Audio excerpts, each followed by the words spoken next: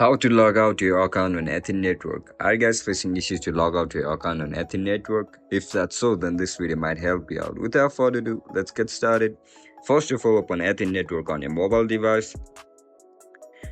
If you don't know how to download Athene Network on your mobile device, then make sure to check out our guide on how to download it. After you open up your app, now look at the top of your screen where you can see the setting icon. Click on it. After you click on setting icon, scroll down. You will be provided with multiple options.